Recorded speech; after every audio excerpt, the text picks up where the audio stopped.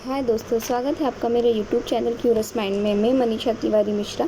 आज हम देखेंगे the rights of persons with disability act 2016, यानी कि 2016 के एक्ट के तहत विकलांग व्यक्ति के अधिकारों के बारे में हम यहाँ चर्चा करेंगे। तो देखिए, यहाँ जो विकलांग व्यक्ति हैं उनके लिए एक विधेयक पारित किया गया था भारत की संसद में। और ये इसलिए किया गया था क्योंकि संयुक्त राष्ट्र संघ जो होते हैं उन्हें प्रभावित करने के लिए ऐसा किया गया था। और जो पर्सन्स और जो व्यक्ति हैं विकलांग व्यक्ति, उन्हें अधिकार मिले। और भारत में उसे रेक्टिफाइड किया गया 2016 में। इसी विकलांगता के अधिकार को फिर से बनाया गया, मतलब फिर से नहीं बनाया गया, उसी में थोड़े बहुत सुधार किए गए, रेक्टिफाइड किया गया।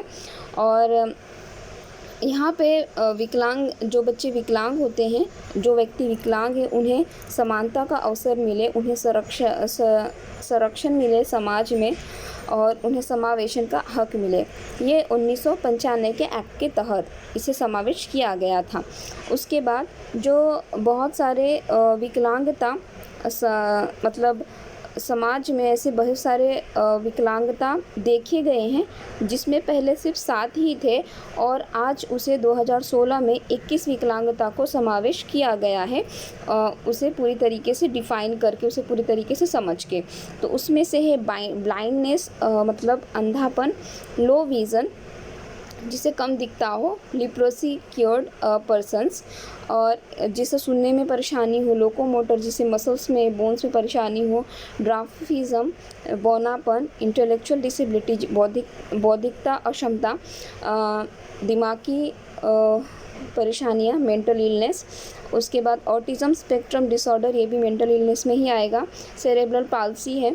उसके बाद मस्कुलर डिस्ट्रोफी, मसल से रिलेटेड परेशानियाँ, क्रॉनिक न्यूरोलॉजिकल कंडीशन से जो तंत्र संबंधित परेशानियाँ आ जाती हैं। स्पेसिफिक लर्निंग डिसेबिलिटी, यानी कुछ ऐसी शिक्षा से या समझने से संबंधित विकलांगता।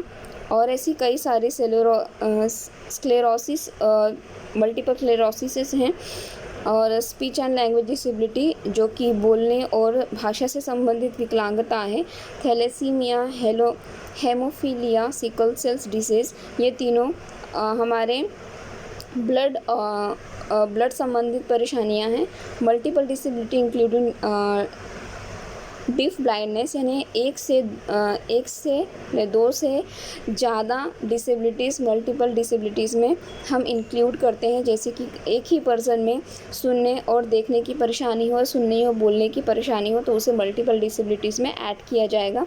एसिड अटैक विक्टिम, इसमें है एंड पार्किंसंस डिसीज़, यानी पार्किंसंस, इसमें अचानक से पूरे शरीर में अकड़न आ जाती है, उसे पार्किंसंस डिसीज़ कहा गया है।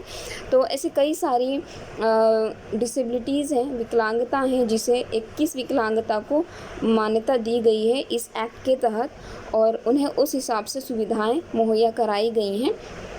इस नियम के हिसाब से पहली बार 3 जो ब्लड अक्षमता है, जिसमें है थैलेसेमिया, हीमोफीलिया और सिकल सेल्स जैसी 3 ब्लड डिसऑर्डर है, उन्हें इंक्लूड किया गया। और उसके बाद बौद्धिक अक्षमता, जो कि किसी तंत्रिका की प्रक्रिया से हो गई हो, और एसिड अटैक विक्टिम को भी इस विकलांगता अधिनियम में शामिल किया गया है। तो थैलेसीमिया से रिलेटेड जो व्यक्ति या बच्चे होते हैं, उनके अंदर ये सिम्पटम्स देखे जाते हैं। स्मॉल हेड हो जाता है, उनका जो सर होता है छोटा होता है, और उनके फोल्ड हो जाते हैं। एपिकेंथल जो होते हैं, मतलब जो नाक की जो हमारी स्ट्रेट जो प्लेस होती है वहाँ पे फोल्ड्स हो जाते हैं वहाँ पे। उसके बाद जो फेस होता है फ्लैट हो जाता है, स्मूथ फिल्ट्रम्स हो जाते हैं। उसके बाद उनकी जो नसल्स की जो ब्रिज होती है नोज़ की, वो भी लो हो जाती है, और उनकी जो आंखें खुलने की जो प्रक्रिया होती है वो भी छोटी हो जाती है। उनकी जो नाक है वो भी शॉर्ट हो जाती है। ऊपर की जो लिप्स होती है वो एकदम थिन हो जाती है। तो इस तरीके से थैलेसीमिया का एक सिम्पटम्स दिए गए हैं यहाँ पे। उसके बाद हीमोफीलिया की परेशानी इस प्रकार से होती है, जिन्हें ब्लड से रिलेटेड परेशानी है, इन्हें ब्लड चढ़ाया जाता है, ब्लड दिया जाता है और जिसकी वजह से इन्हें रिकवरी यानी इनका ट्रीटमेंट किया जाता है। और ये ब्लड से रिलेटेड संबंधित परेशानी है हीमोफीलिया।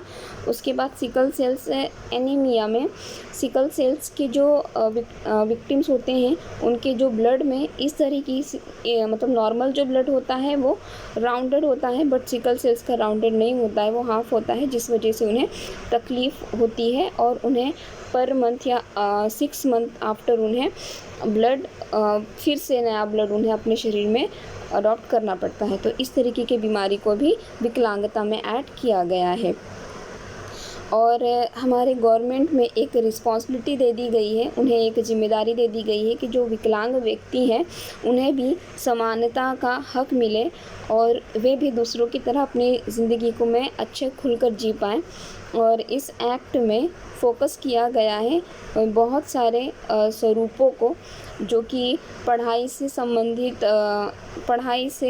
पढ़ाई के विकास के जो कौशल होते हैं उन्हें विकसित किया जाए, विकलांग लोगों को जॉब दी जाए, उन्हें पुनः निर्मित किया जाए, उन्हें पुनर्वास दिया जाए, उनकी हेल्थ के लिए सुविधाएं दी जाए, उन्हें समाज में सुरक्षा दी जाए और इस तरीके से उन्हें सारी सुविधाएं प्रोवाइड की जाए।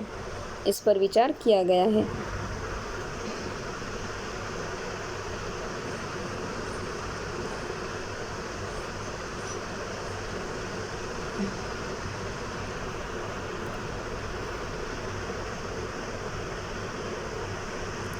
उसके बाद यहाँ देखिए जो बेंचमार्क बच्चे हैं जिन्हें बेंचमार्क मतलब उन्हें विकलांग साबित किया गया है, मतलब वे बच्चे विकलांग हो गए हैं, साबित नहीं किया गया है, मतलब उनके अंदर जो भी डिसेबिलिटीज़ है और इस एक्ट के तहत जो भी नियम है उसमें वे सुटेबल हैं। उन बच्चों में 6 से 18 साल तक के जो बच्चे हैं उन्हें एजुकेशन फ्री में मिले, इसका प्रावधान किया गया है। और इसके लिए गवर्नमेंट फ़ंड देती है एजुकेशन के लिए उन्हें इंस्टीट्यूशन में, और उन्हें गवर्नमेंट की तरफ से इंस्टीट्यूशन में फ्री में पढ़ाई मिलती है। उसके बाद इन बच्चों के लिए या व्यक्ति के लिए रिजर्वेशन होता है हायर एजुकेशन में 5%। उसके बाद गवर्नमेंट जॉब में 5% उन्हें छूट मिलती है। और उसके बाद इन्हें एग्रीकल्चर खेती बाड़ी से रिलेटेड और उन्हें घर बनाने के लिए भी 4% का रिजर्वेशन दिया जाता है। और ये सारी चीज़ें इसलिए की जाती हैं ताकि समाज में गरीबी थोड़ी कम हो। इस स्कीम के तहत इसी चीज़ को देखा गया है कि गरीबी भी कम हो और जो लोग विकलांग हैं और गरीब हैं उन्हें दिक्कत ना हो समाज में अपने आप को सर्व करने में, अपने आप को ढालने में या कोई उन्हें तकलीफ़ ना हो, इसके लिए इन्हें प्रावधान दिए गए हैं, रिजर्वेशन दिए गए हैं। तो आई होप आपको ये वीडियो अच्छा लगा होगा और समाज में भी विकलांग लोग ही हमारी तरह एक नॉर्मल की तरह ज़िंदगी बिता सकें, इस पर भी जोर दिया गया है। तो आई होप आपको ये वीडियो अच्छा लगा होगा। अगर वीडियो अच्छा लगा हो तो दोस्तों के साथ शेयर करें, लाइक करें और चैनल को सब्सक्राइब करें। And thank you for watching this video.